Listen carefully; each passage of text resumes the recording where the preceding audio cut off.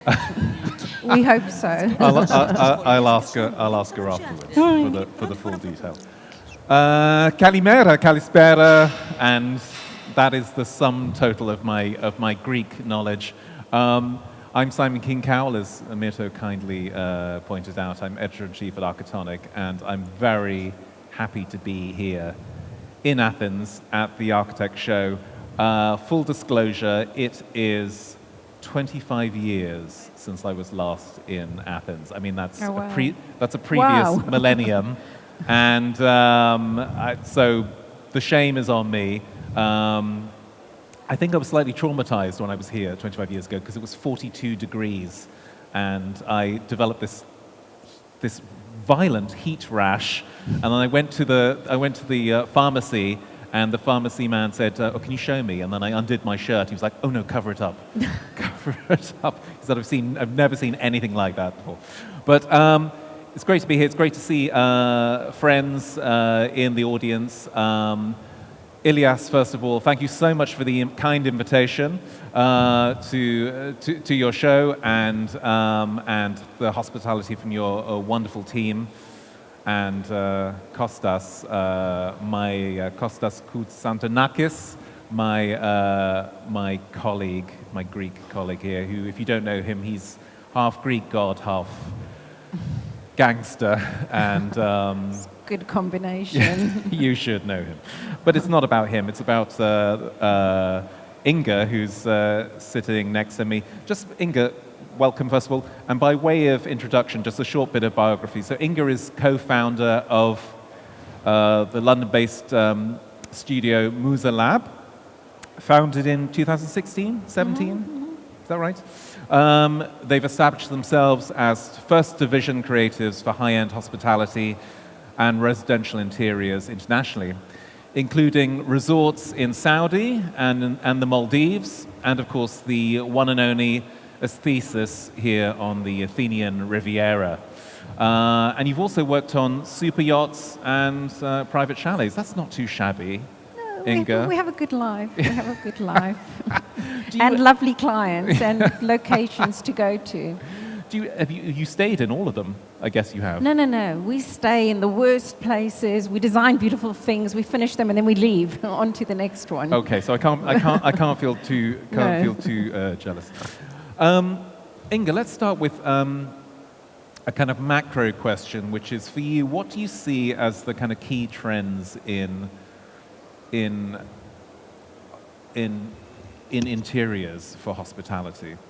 I think it's about creating experiences. So it's not just about the design anymore. It's about if you come into the room, what are you going to do there? And it needs to be something different than what you do at home. You know, so kind of creating that experience. So like, is there a special fireplace you can sit at in the garden? Is there an amazing chair, which is a chair to dream in, you know? It's not just a chair, it's like becomes this experience. I think that's really important. I think wellness is becoming more and more important. Everybody's into longevity. It's not just the normal small gym. It's about an amazing gym. It's about having a space for vitamin infusions, oxygen tents. All those kind of things are really on trend. Then also kind of larger travel groups. People don't just travel with like their partners anymore. Lots of people work from home, so now they want to go out together as a group and travel. And bring pets and bring with them. Pets, partners, children, grandchildren. So it's got how suites and spaces interconnect. So everybody can have their own private space, but still have a great relaxing experience together. It's about the only time you have to bond is when you go on holiday, because lots of people's lives are just so busy. And then there's authenticity, you know. Everybody wants an authentic experience, you know, that's different. And let's take that as the kind of key focal point for our discussion. I mean, what does authenticity look like and feel like in the context of hospitality spaces? You know, how do you deliver it? Are we talking about does it operate on the level of materiality? We often talk about, for example, storytelling as well within interior architecture. How do we create that? What does it mean to you, and what's the process for you? I think those storytelling, materiality, it all goes hand in hand. It's like taking a project in the beginning and then really, like, what is going to be the soul of this project? What's going to be that red line that ties it all together? And it's not just one thing, because there's so many spaces. So, like for the one in Oni Athens, it's like the local stone, it's the color of the sky, it's the kind of beautiful light in Greece. It's like patterns. And taking all those elements together and also creating them into something that's new. I think authenticity is also not to repeat, but keep on creating new, different spaces. It also, I guess, means a lot of research and a dialogue with the particular culture of the location. I mean, there has to be some kind of contextualization, doesn't there? Absolutely. Otherwise, you could be anywhere in the world. You could be a resort, but you could be anywhere in the world. I think that's how hotels started, just being this kind of bland box everywhere, right. And it's kind of evolved to being of the place. And I think that's what I really love, is kind of meeting with the local people, seeing the stone, and also make great friendships that way, Right. Can you tell us a bit about before we look at some of the project images, tell us about the actual kind of process there. So, I mean, because you describe yourselves as a laboratory. I mean, that notion of the lab, of research, of experimentation and so on is built into the name of your studio. How do you do that? So if you win a competition, how do you... We do a lot of design research, so we'll really research materiality, history. Are there some wonderful myths or kind of stories about the region? What happened there, the history, and just weave that together and create and build a narrative. And I think it's really, a laboratory was a good word for me, because you have to take things and you measure them, and it's enough, it's not enough, and kind of to get exactly the right balance, because it also mustn't be kind of kitsch or.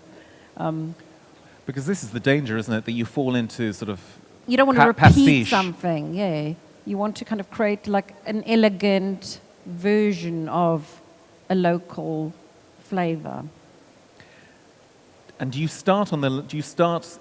have materials in mind at the start, or what is the point of departure for you in terms of a design scheme? I love very textural materials, so I'm all about the materiality. So I'd start off every project with just kind of walking on site and gathering the stones, Right. the plants, and that kind of builds almost a palette.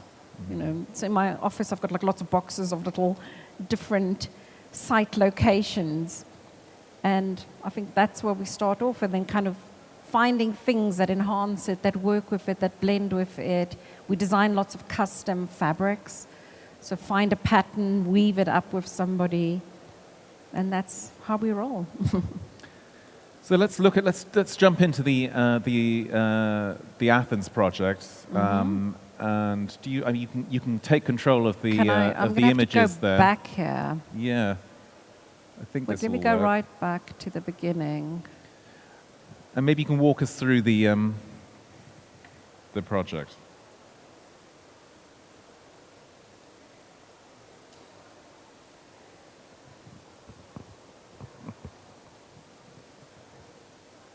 Okay. I think one of the main things in Athens, we had a certain block that wasn't that very big. And to make the space feel larger, we created a front garden and a back garden.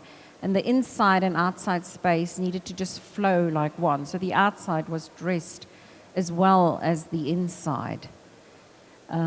We took a lot of the natural stone that came from the outside in, all the wonderful, terrazzo patterns. We worked with a fantastic local Greek art consultant. but also introducing things that maybe were a bit of a struggle for the Greek team initially, like the mirror at the top around the room, where that brings in reflection and light. But it was a bit of an unusual material, but it works really, really well. Having big, free, open cupboards. The bathrooms, you have amazing stone in Greek, so really using those. And I like this elevation because it illustrates nicely how the room is almost the same size as the front garden and the back garden. And you just create this wonderful big space.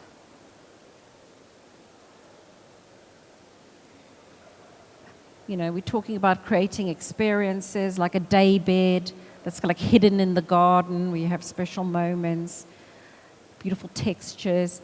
And spaces where, the operating team as well can create special moments for the guest.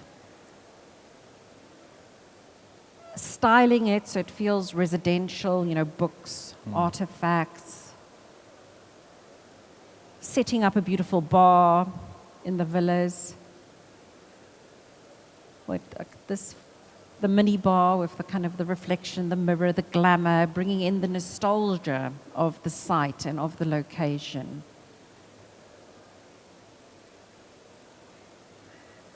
Are you sourcing in your materials as locally as possible? We do, yes. I think as much, and it's not just the hard materials, but it's also like fabrics, furniture. Not only does it kind of connect to the site, but it's also environmentally much friendlier solution than carting things from China, which we hate doing. Do you think authentic spaces make for sustainable spaces? Absolutely, absolutely. How so? Because the footprint, is local. It's not, put on a ship, put on a plane, carried around the world. So, and it also involves the community, the local community, much better.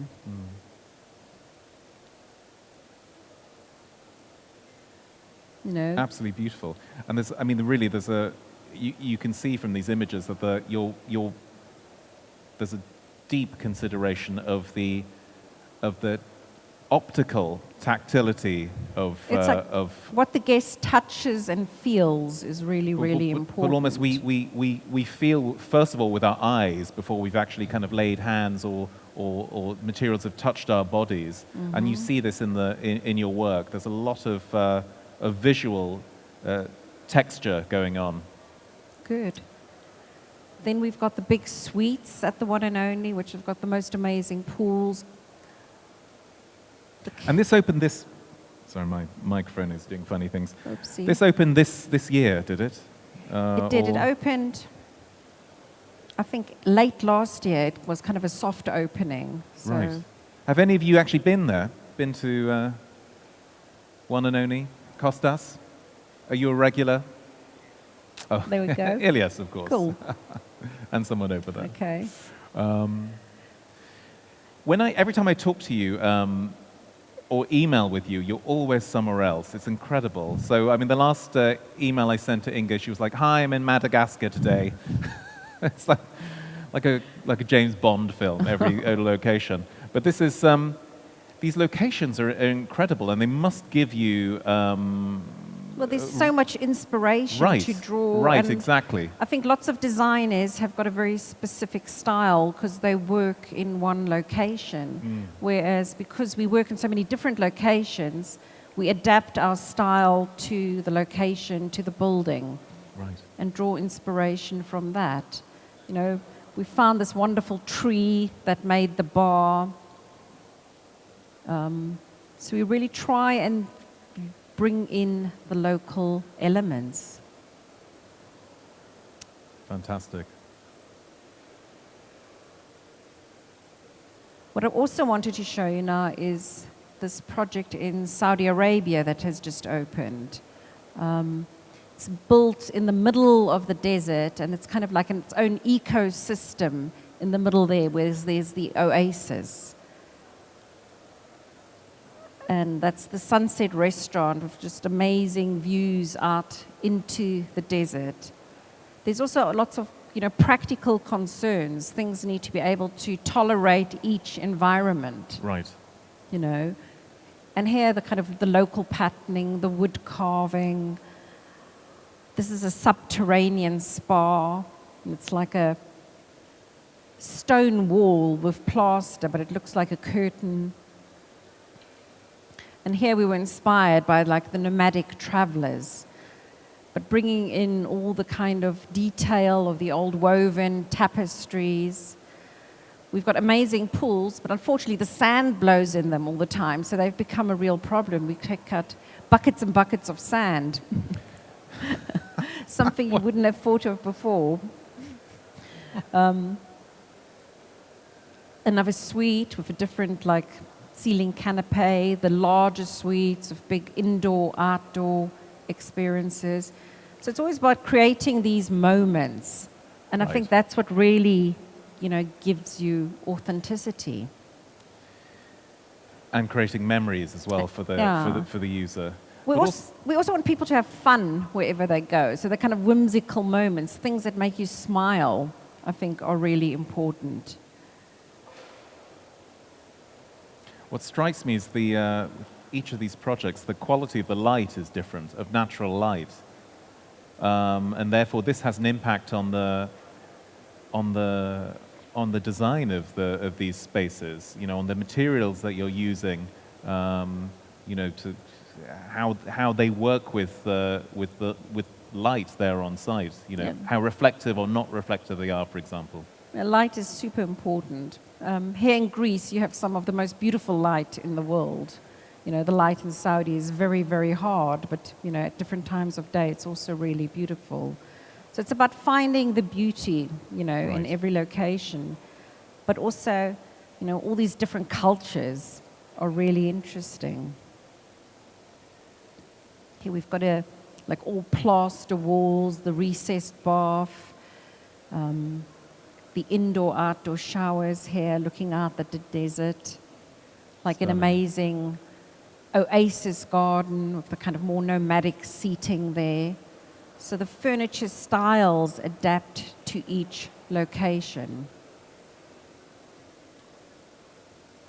At what point in the project timeline are you actually brought in, or are you there from the start? Are you working hand in hand with the architects? We work hand in hand with the architects. We very much help shape the spaces. I think because if you've given a box, you have to use it from the inside and not from the outside. And there's a genuine dialogue between There's a genuine dialogue between us. It's not always an easy dialogue, but there's a genuine dialogue. Well, we all know architects. Kind of textured furniture that's got, the sand patterns that are used here, moments of chairs. And again, the retail, where we've taken the roots. So those are not trees that were killed. They're actually trees that die, and then we dig out the roots and make tables out of them.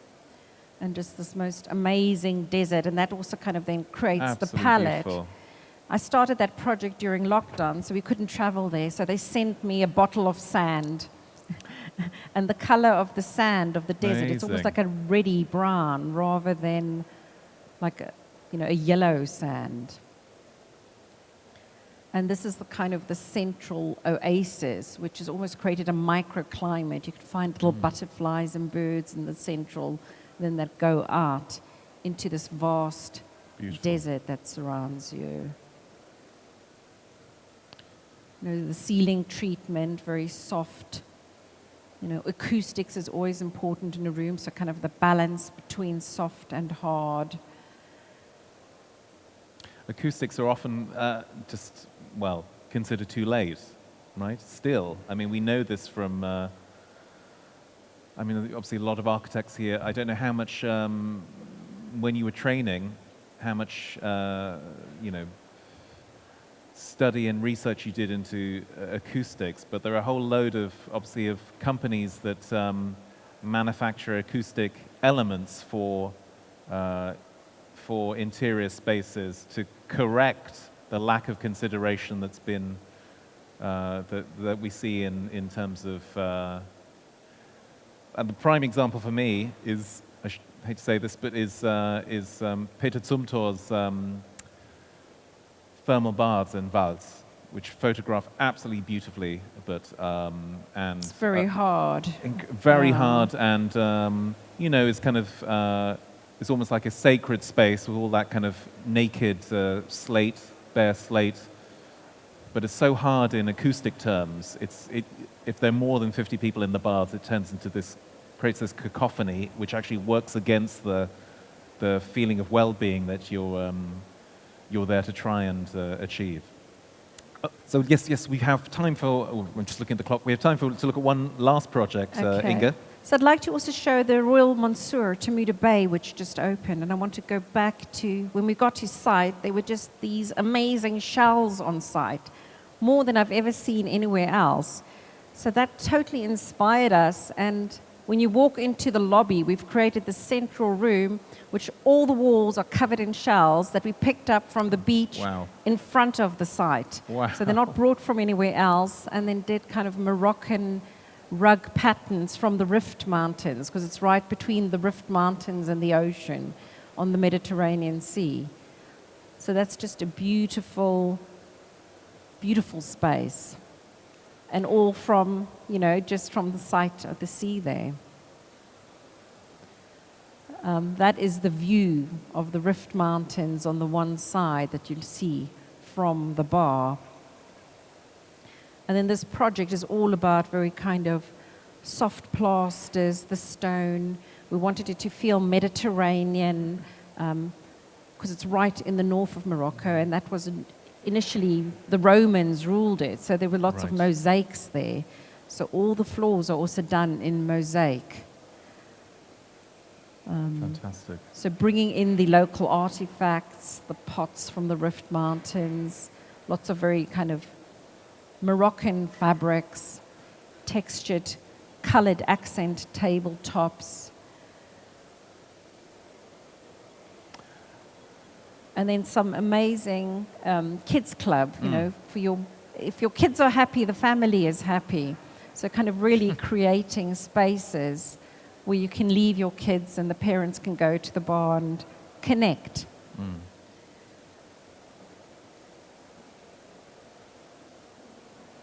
They have a very big Medi spa where they do all these special treatments. They've got thalassa pools. And there it was we took the garden in. So we have this ivory sand-colored palette. But again, the theme of the shells, the water, and bringing the greenery in as an accent. We've got over the pool this amazing big moon installation that reflects in the pool. And the pool water is actually pumped from the sea, so it's like a sea water in the pool. Oh, beautiful. The screens. You can see the mosaics in the one thing, and then the collection. You need to layer the interiors. So it's kind of rugs and fabrics and plaster, beautiful shadows.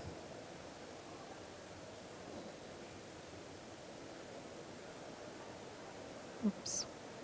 Local art, the lampshades. And the furniture is very kind of woven texture. We wanted to feel very resort-like, but still be very, very sophisticated for that market. The guest rooms. This light is incredible.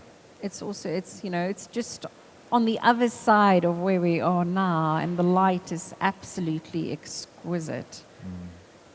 The detailing, a beautiful curved stair. I love curved stairs. You often find them in my projects. The metal and the timber, contrasting materials. And this is like the bar with that beautiful view out. And you've got these Moroccan jewelry that we found, and we've put it all around the room to kind of create this intimate, like screened interior. And then the all-day dining we've got an Italian chef, so it's kind of very fresh. We did this beautiful mural of a garden that we had commissioned, like a massive tiled wall. So we love working, with artists, with makers, with materials, and really embedding ourselves in the culture and traditions of each country.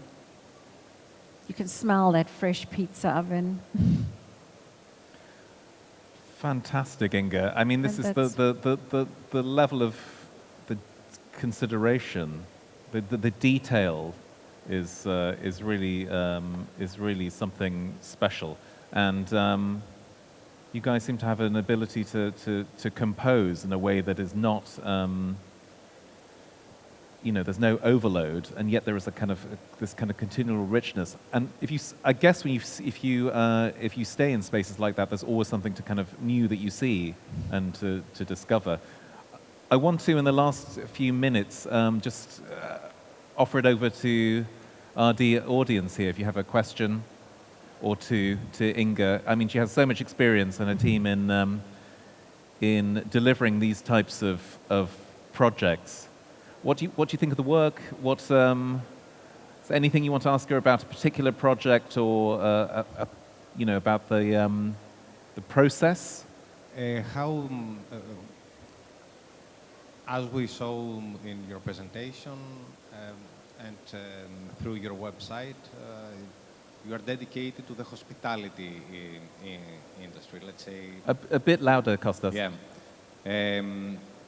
What is the difference of creating such experiences and scenography in a hospitality project with any other project? What are the similarities and the difference on approaching? Why a studio that has, and you personally, by having so great experience in the hospitality project, is distincting your office from another office that do not have so much experience in hospitality sector, but in any other sectors? That's a good question. I think we're very lucky to work in hospitality because hospitality is such a great industry. It's got interesting people, it's got interesting locations, and it's also about more of a team. We do actually do quite a bit of residential as well, but residential is more, it's about the one person. Whereas if you work in hospitality, there's many parties involved, and I think that always brings a very good energy to the project. And you take a bit from everybody, and it's a great collaboration. And I think the world is going more collaborative. There are lots of, all the big brands are collaborating, but the hospitality industry has always done that. So, it's the operators, it's the owners, it's the site, it's the designers, it's the architect, and it's like taking a bit of everybody, but the right bits, and then creating the resort. I mean, the stakes are also, I can imagine it's more stressful as well. The stakes are higher because there are more stakeholders involved. But also, these are spaces that need to, there's a refinement to what we're seeing here, and this tactility and this textural, but at the same time, these are spaces that have to be robust. And nothing can fail. No, I mean, you have to. And so this is, when it comes to, Inge, you and your team specifying a particular product, you have to be certain that it's going to... We need to make sure it works, make sure people can't slip there or hurt themselves. So, it's a responsibility. It's a huge responsibility. And this is where the certification behind products... And that's why we've got such a close collaboration with all our suppliers. Right. The suppliers stand right behind us, and I've got amazing suppliers, that help make the projects. I mean, that's what's so nice about the hospitality industry is that it's a big team. And we all work together to the goal of creating these places where people go and have their special moments with their families or friends. Moments to remember forever. That's where you... One last question if we have time. Yes, great. Oh, Kostas, now you're on camera. Hello. Famous at last. I want to Hello. congratulate for the beautiful work we've seen. Thank you. Thanks. And I'm an architect, so I'm from another discipline.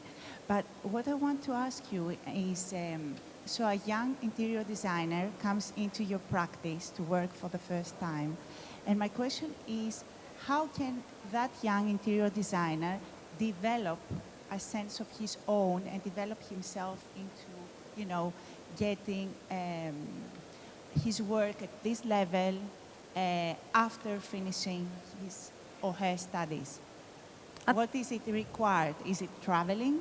Is it coming into exhibitions like this and getting informed on the new materials? What is it, in your opinion, the most important gift he should do to himself in order to evolve?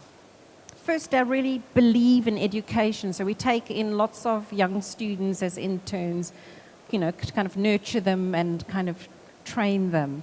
And I think it's twofold. It's like some people just have the knack and it comes to them easily and others don't, you know. Yes, you So need it's a talent. you need the AutoCAD, you need to know the materials, but it's also being open to learn and being open to travel and look at things, you know. When designers in my office just sit in the office and look at, you know, the computer, I said, no, go out, go to the, you know, the best hotels, go have a coffee and look and like, what was the detail on the bar? Go to the toilet, you know, how are the toilets detailed? But don't go to kind of a normal place. Go out of your comfort zone. You know, you don't have to spend a fortune to see these things. And I'd say also important is to design spaces within a hospitality context that are good for the people who work there as well. Yeah. You know, I mean, we forget about this, I think, a lot of the time, that you know, there are people there who are spending far more time than the actual guests, and that these spaces have to be fun and kind of give them a sense of, I want to go to work every day because it's such a beautiful property to work in. Right, exactly.